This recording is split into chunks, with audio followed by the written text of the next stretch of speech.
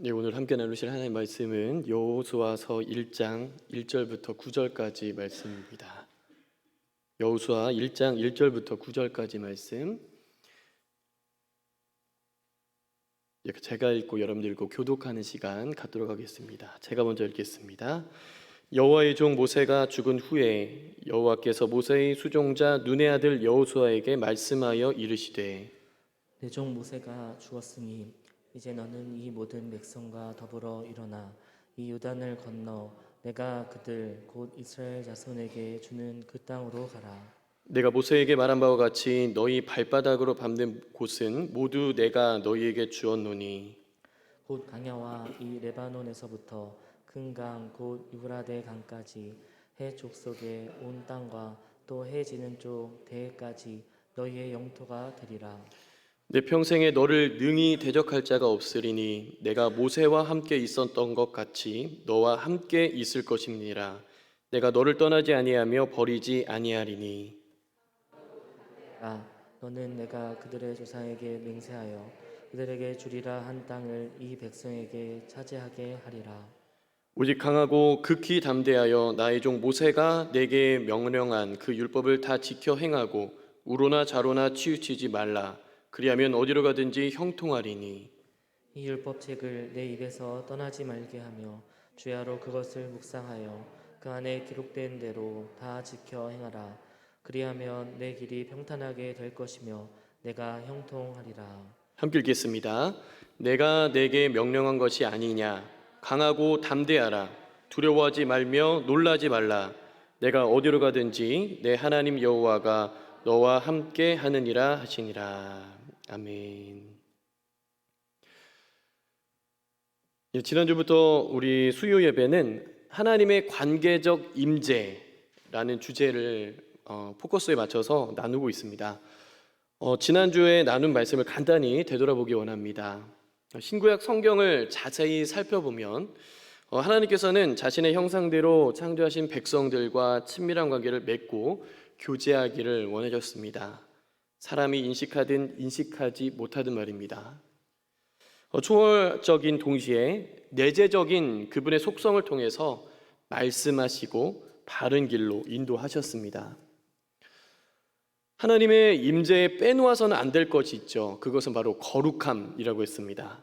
하나님의 놀라운 속성인 이 거룩함을 간과하다가 많은 사람이 죽임을 당하기도 하였습니다. 그분은 만홀히 여김을 받을 뿐이 아니고 가장 소중히 여기며 하나님과의 친밀한 교제를 통해 그 거룩함으로 세상을 살아가 하나님이 어떤 분이시며 그분의 영광을 드러내기를 원하셨습니다. 그리고 하나님은 이스라엘 백성들과 언약을 세우셨습니다. 아브라함, 이삭, 야곱을 통해 너희의 하나님이 되고 너희는 내 백성이 되며 하나님은 이스라엘 가운데 거할 것이라고 약속하셨습니다.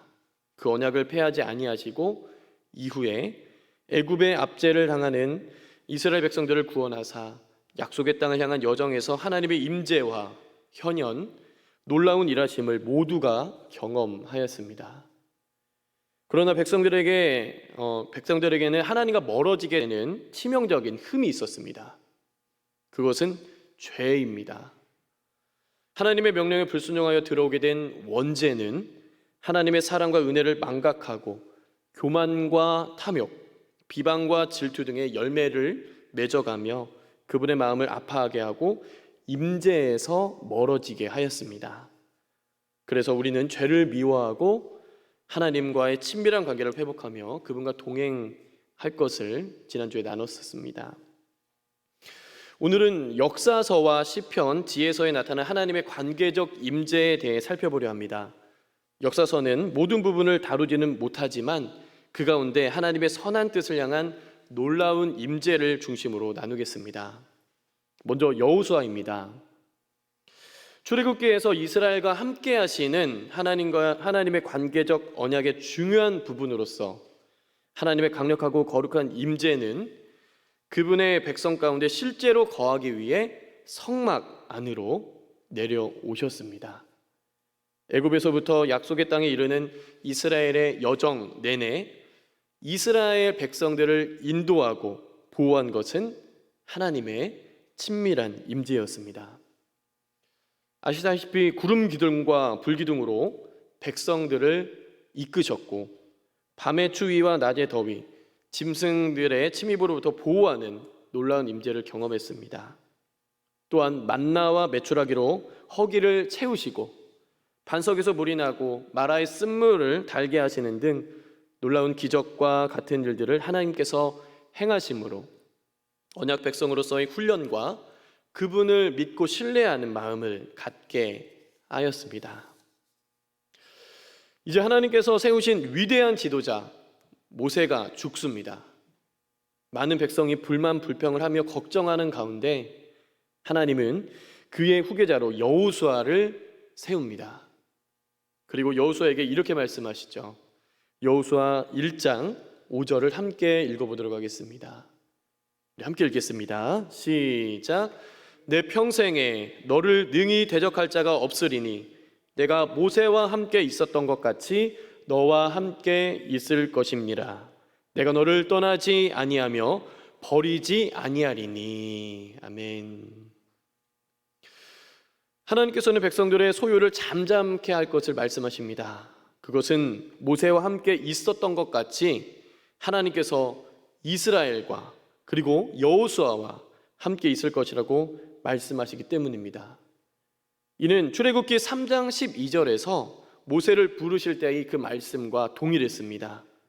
하나님 임재의 현실성을 재천명하신 것입니다. 이에 대해 백성들은 어떠한 반응을 보였을까요? 여호수아 1장 17절을 함께 읽어보도록 하겠습니다. 여호수아서 1장 17절 같이 읽어보겠습니다. 시작.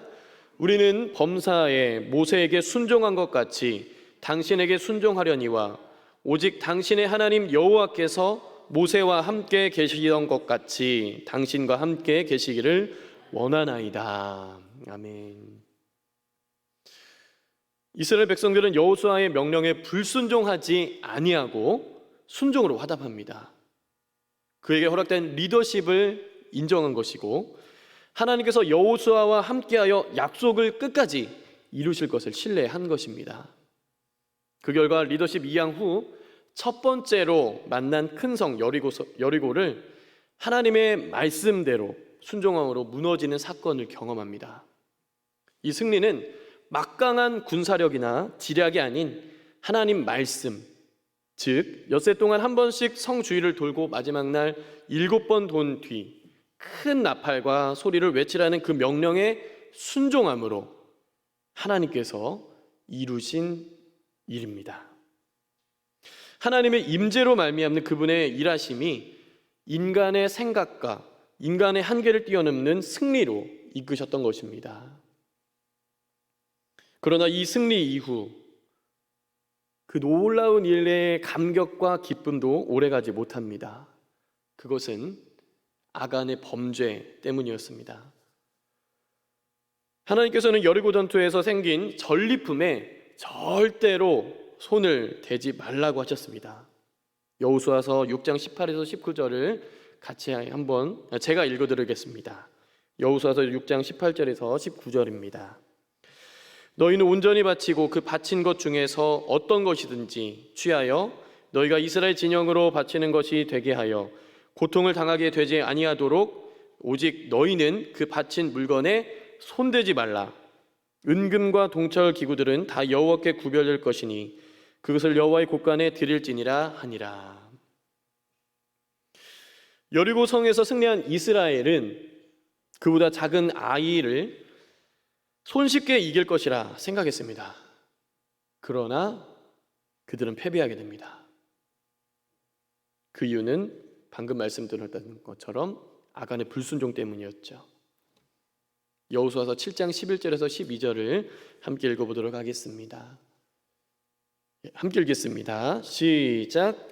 이스라엘이 범죄하여 내가 그들에게 명령한 나의 언약을 어겼으며 또한 그들이 온전히 바친 물건을 가져가고 도둑질하며 속이고 그것을 그들의 물건들 가운데 두었느니라. 그러므로 이스라엘 자손들이 그들의 원수 앞에 능히 맞서지 못하고 그 앞에서 돌아섰나니 이는 그들도 온전히 바친 것이 됨이라. 그 온전히 바친 물건을 너희 중에서 멸하지 아니하면 내가 다시는 너희와 함께 있지 아니하리라. 너희와 함께 있지 아니하리라 라고 분명히 말씀하셨습니다. 하나님께서는 이스라엘이 하나님의 명령을 무시하거나 마치 하나님이 그곳에 계시지 않는 듯 그분을 하찮게 여길 때 하나님의 임재를 중단하시고 패배하게 하십니다. 그럼에도 하나님께서는 백성들이 그 원인을 온전히 알 수 있도록 패배한 까닭을 설명하시며 돌이키도록 인도하시는 것을 말씀을 통해 발견할 수 있습니다. 그러므로 여호수아서에서 이스라엘이 하나님의 뜻을 이루고 약속의 땅을 정복할 수 있게 해주는 것은 하나님과의 관계적 임재가 제공하는 능력입니다. 이것이 여호수아서의 이야기를 몰고 가는 핵심 주제인 것이죠. 이제 여호수아가 죽은 뒤 펼쳐지는 사사기에서는 하나님께서 어떻게 임재하시고 일하실까요? 이스라엘 다음 세대들은 여호와 하나님과 그분이 행하신 일에 대하여 문외한이었습니다. 신앙이 제대로 계승되지 않았고요. 주변 나라의 우상들이 더 좋아 보이며 각기 소견에 옳은 대로 살아가는 총체적 난국 가운데 살아갔습니다. 그래서 하나님은 이스라엘이 여호와의 목전, 즉 하나님 얼굴 앞에서 대놓고 악을 행하였다라고 말씀합니다. 사사기 2장 11절에서 12절을 같이 한번 읽어보도록 하겠습니다. 사사기 2장 11절에서 12절입니다. 함께 읽겠습니다. 시작. 이스라엘 자손이 여호와의 목전에 악을 행하여 바알들을 섬기며 애굽 땅에서 그들을 인도하여 내신 그들의 조상들의 하나님 여호와를 버리고 다른 신들 곧 그들의 주위에 있는 백성의 신들을 따라 그들에게 절하여 여호와를 진노하시게 하였으되. 사사기에는 반복되는 뚜렷한 구조가 있었습니다. 그것은 죄의 사이클입니다. 이스라엘이 하나님 앞에 범죄하면 하나님은 다른 민족을 사용하여 징계를 하십니다. 징계를 당한 동안 이스라엘은 자신을 돌아보며 철저하게 회개하고 구원해 주시기를 간구합니다.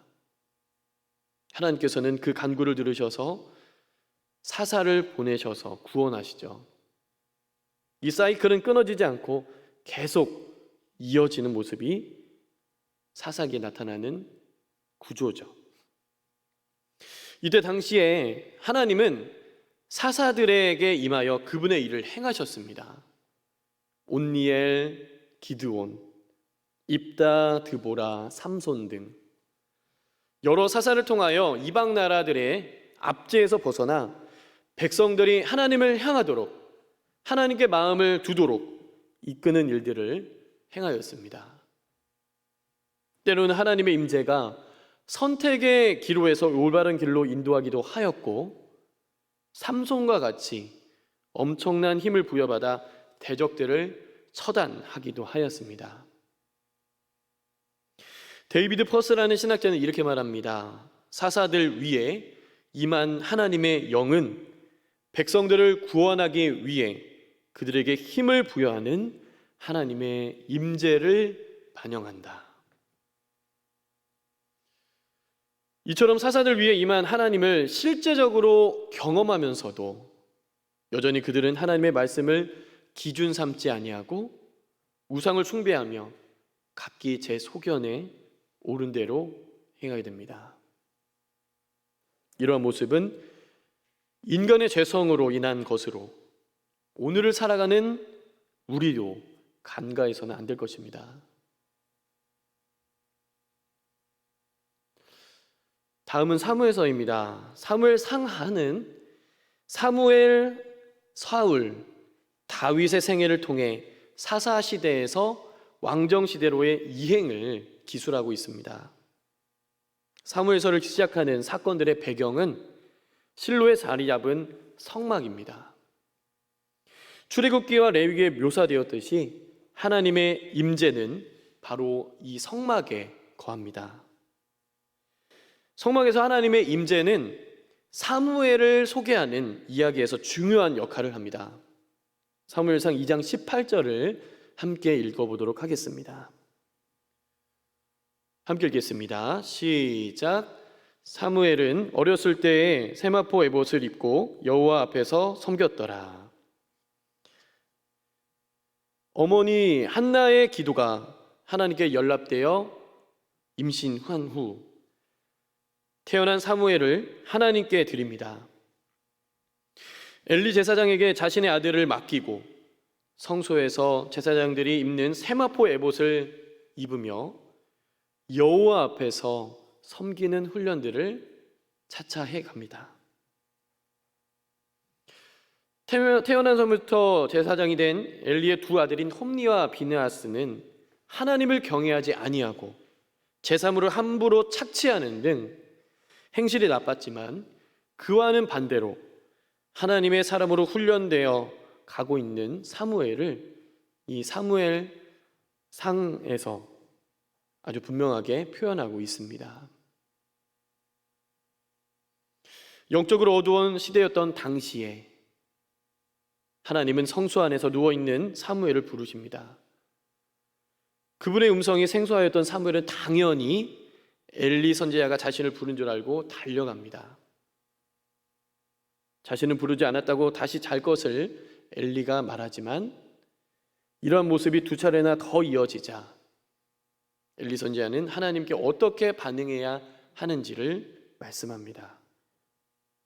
그리고 하나님은 장차 일어날 일들을 사무엘에게 말씀하십니다. 사무엘은 이후에 마지막 사사이자 선지자의 역할을 감당하는데 하나님은 그와 함께 하시고 자기를 나타내십니다. 사무엘상 3장 19절에서 21절을 함께 읽어보도록 하겠습니다. 사무엘상 3장 19절에서 21절입니다. 우리 함께 읽겠습니다. 시작. 사무엘이 자라매 여호와께서 그와 함께 계셔서 그의 말이 하나도 땅에 떨어지지 않게 하시니 단에서부터 브엘세바까지의 온 이스라엘이 사무엘은 여호와의 선지자로 세우심을 입은 줄을 알았더라. 여호와께서 실로에서 다시 나타나시되 여호와께서 실로에서 여호와의 말씀으로 사무엘에게 자기를 나타내시니라. 아멘. 이처럼 선지자에게 임하셨던 하나님은 택하신 왕에게도 임합니다. 하나님의 영은 그분이 택하신 지도자에 대한 공식적인 선언이기도 하였습니다. 왕은 하나님과 관계 있는 존재로 살아가면서 하나님의 대리자로서 모든 백성을 올바르게 다스리고 그분의 심정과 속성을 품고 세상을 하나님의 뜻대로 다스리며 복의 통로가 되기를 원하셨습니다. 사울에게 임한 하나님의 영은 사울에게 힘을 주어 암몬 사람들에 대한 극적인 승리로 이끌었습니다. 그러나 하나님의 명령에 불순종한 사울에게 여호와의 영은 떠났고 이새의 막내 아들인 다윗을 택하신 하나님은 그에게 기름을 부으자 다윗이 여호와의 영에 크게 감동됩니다.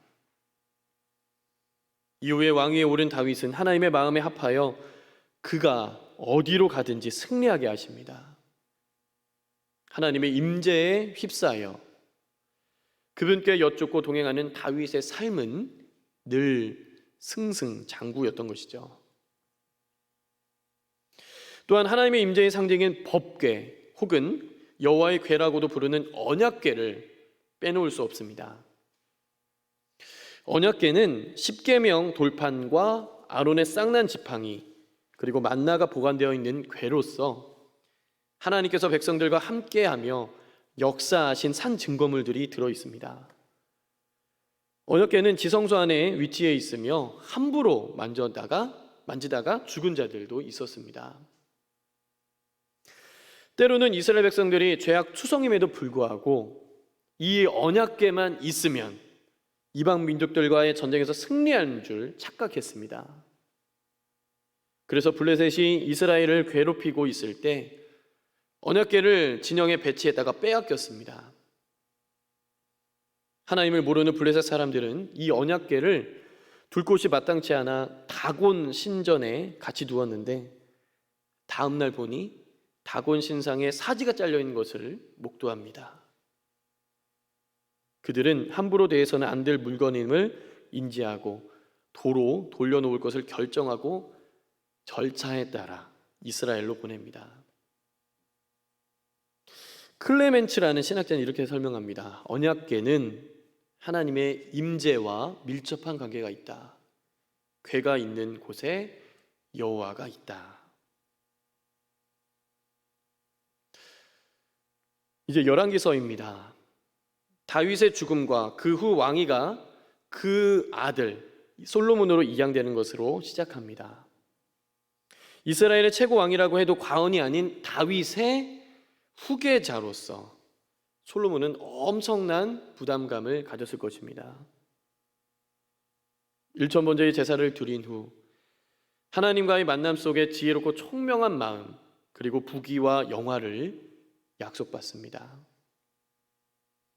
솔로몬은 하나님께서 거하실 아름다운 성전 건축을 준비합니다.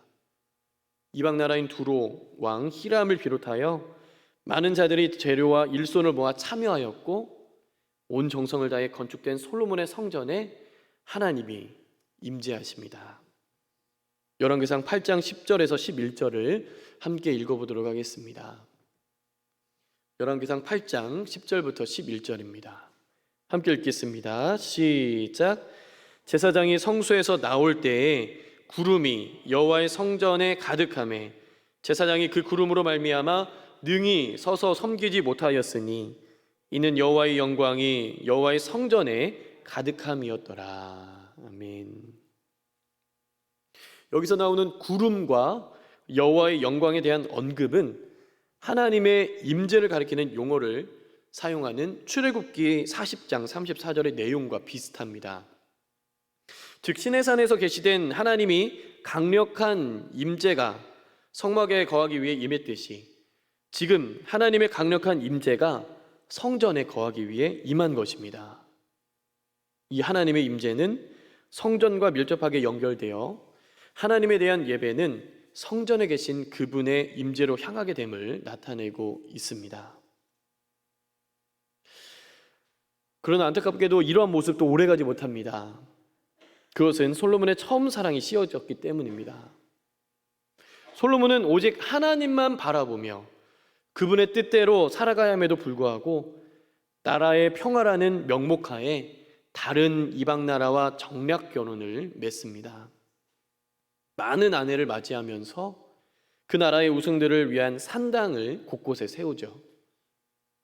혼합주의적으로 변하게 된 지도자로 인해 이스라엘 백성들도 죄에 만연하게 됩니다. 여러 가지 죄로 하나님의 인내도 바닥이 납니다. 그러자 하나님은 이러한 결정을 내리십니다. 열왕기하 17장 18절에서 20절 말씀을 같이 한번 읽어보도록 하겠습니다.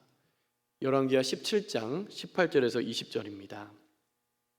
우리 함께 읽겠습니다. 시작. 여호와께서 이스라엘에게 심히 노하사 그들을 그의 앞에서 제거하시니 오직 유다 지파 외에는 남은 자가 없으니라.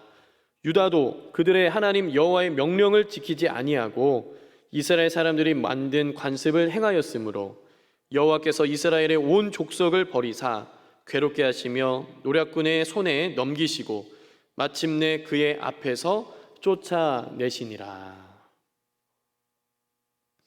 이스라엘은 결국 하나님의 임재에서 추방당합니다. 하나님은 계속해서 이스라엘 백성을 그 앞에서 옮기셨다라고 언급하죠. 결국에는 이스라엘은 두 나라로 갈라지고 아수르와 바벨론에 의해 멸망을 당하여 포로로 끌려가게 됩니다.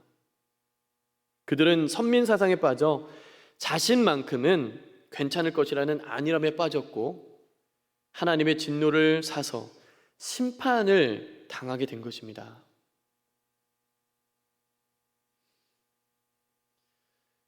이제 시편을 보도록 하겠습니다. 시편은 하나님께 드리는 이스라엘의 예배와 찬양을 다룹니다. 그래서 하나님의 임재가 시편 전체를 관통하는 중심 주제로 떠오르고 있음을 발견하는 것은 우리가 놀랍지 않습니다. 시편 절반 가량은 다윗이 지었지만 고라의 자손들과 아삽, 솔로몬 등 여러 저자가 하나님의 이름을 높이고 있습니다. 시편에 등장하는 하나님의 임재적 표현은 먼저 하나님의 얼굴입니다. 시편 34편 15절에서 17절 말씀을 한번 읽어보도록 하겠습니다. 시편 34편 15절에서 17절입니다. 우리 함께 읽겠습니다. 시작. 여호와의 눈은 의인을 향하시고 그의 귀는 그들의 부르짖음에 기울이시는도다. 여호와의 얼굴은 악을 행하는 자를 향하사 그들의 자취를 땅에서 끊으려 하시는도다. 의인이 부르짖음에 여호와께서 들으시고 그들의 모든 환난에서 건지셨도다. 지난주에 말씀드렸던 히브리어 파님을 사용하여 하나님을 의인화한 이 표현은 친밀하고도 가까운 곳에서 함께 하시는 그 하나님을 표현하고 있습니다. 또한 고통 중에 올려드리는 애가와 그분을 높여드리는 이 찬양시가 그분의 임재를 표현합니다. 시편 18편 6절을 함께 읽어보도록 하겠습니다.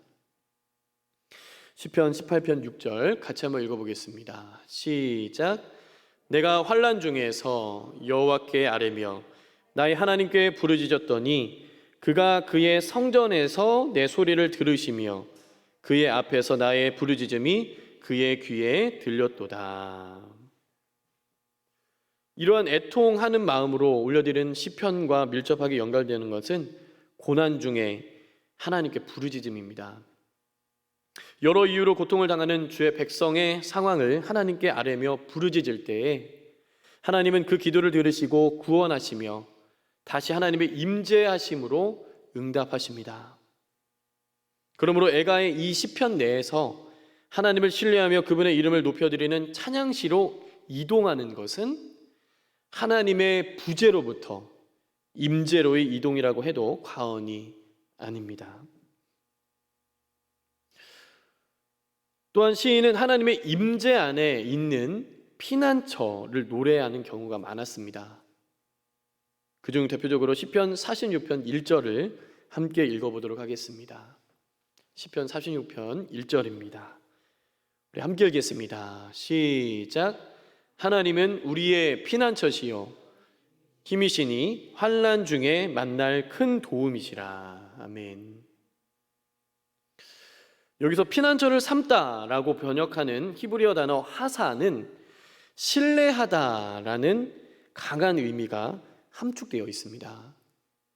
시편 저자는 피난처를 언급할 때 하나님의 임재와 더불어 임하는 그분의 보호하시는 힘, 특히 시온에 있는 성전에 나오는 그분의 강력한 임재를 표현하고 있는 것입니다. 즉 하나님의 임재 안에서 피난처를 찾는 것은 하나님을 신뢰하는 것과 동의어인 것입니다. 마지막으로 지혜서에 나타나는 하나님의 임재입니다. 하나님의 임재는 여호와를 경외함과 맞닿아 있습니다. 잠언에서는 여호와를 경외하는 것에 대해 이렇게 말씀합니다. 잠언 9장 10절을 함께 읽어보도록 하겠습니다. 함께 읽겠습니다. 시작. 여호와를 경외하는 것이 지혜의 근본이요 거룩하신 자를 아는 것이 명철이니라. 잠언이 규범적 지혜를 다룬다면 전도서는 반성적 지혜를 다루고 있습니다. 이 모든 지혜의 근본이 하나님을 경외하는 것이고 거룩하신 하나님을 아는 것이 명철임을 말하고 있는 것이죠. 또한 잠언 1에서 9장에 지혜를 여성으로 의인화한 것을 광범위하게 사용하는 것이 흥미롭습니다. 한 예로 잠언 2장 20절을 함께 읽어보도록 하겠습니다. 잠언 2장 20절을 함께 읽겠습니다. 없으면 제가 읽겠습니다. 시작. 지혜가 너를 선한 자의 길로 행하게 하며 또 의인의 길을 지키게 하리니. 많은 학자들이 이것을 지혜의 여성으로 지칭하는데요. 트럼퍼 롱맨이라는 신학자는 지혜 여성의 의인화는 하나님께서 지혜를 통해 그분의 백성과 함께 있기를 원하시는 인격적 관계를 강조하는 것이다 라고 주장합니다. 즉, 잠언의 요지는 단지 실천적인 충고를 하는 데 있지 않고 백성들, 하나님의 백성들, 주님을 신뢰하는 모든 백성들을 하나님과의 친밀하고 바른 관계로 인도하는 데 있다라고 말하는 것입니다. 사랑하는 성도 여러분, 하나님의 이 관계적 임재는 이스라엘 전체 역사를 다루고 있는 이 역사서, 그리고 하나님을 찬양하는 시편, 실생활의 지혜를 다루고 있는 지혜서에도 관통합니다. 이 하나님의 관계적 임재를 더욱더 우리가 사모하며 더욱더 그 사모하는 그 임재 가운데 더 깊이 나아가는 저와 여러분 되었으면 좋겠습니다. 최근에 종영한 드라마가 하나 있습니다. 나의 해방일지라고요. 혹시 보신 분 계신지 모르겠습니다. 저는 못 봤고 지금부터 보고 있습니다. 네. 그 드라마에서 되게 독특한 표현이 있어서 여러분들에게 소개하고 싶습니다. 요즘은 잘 쓰지 않은 단어인데요. 바로 추앙하다입니다. 고개를 끄덕이시는 분들은 다 보신 분들이시네요. 이 추앙하다라는 단어의 사전적 의미를 한번 찾아보았습니다. 높이 떠받들어 우러러 보다라는 의미를 갖고 있습니다. 이 여주인공이 이 말을 쓰게 된 배경은 사랑하다라는 말로는 부족하기에 자신의 마음이 가득 채워지도록 날 추앙해라 라고 이렇게 말하는 것을 보게 됩니다. 이 땅을 살아가는 우리는 다른 어떠한 것으로 쉽게 마음을 빼앗기는 것 같습니다. 그리고 우선순위를 잘못 정하기도 하고요. 나는 죄에서 괜찮을 것이다 라는 안일함, 그리고 착각 속에 살아갑니다. 하나님을 사랑한다 라고 이렇게 기계적으로 말을 하지만 세상과 짝하고 살며 코로나 팬데믹이라는 상황으로 어쩔 수 없다 라고 핑계를 댈 때가 많은 것 같습니다. 말만으로 사랑하는 것에 우리는 그치지 말아야 될 것입니다. 온 마음과 정성을 다해 그분을 높이는 예배자의 삶이 지금 이 시기에 필요하다고 생각합니다. 우리의 마음을 하나님께로 향하기 원합니다.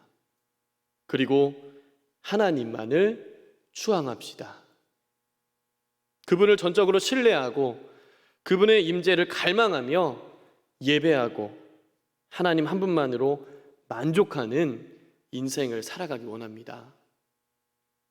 하나님의 임재 앞에서 그분의 말씀이 희귀한 것이 아니라 빈번하게 우리에게 말씀하시기를 소망합니다.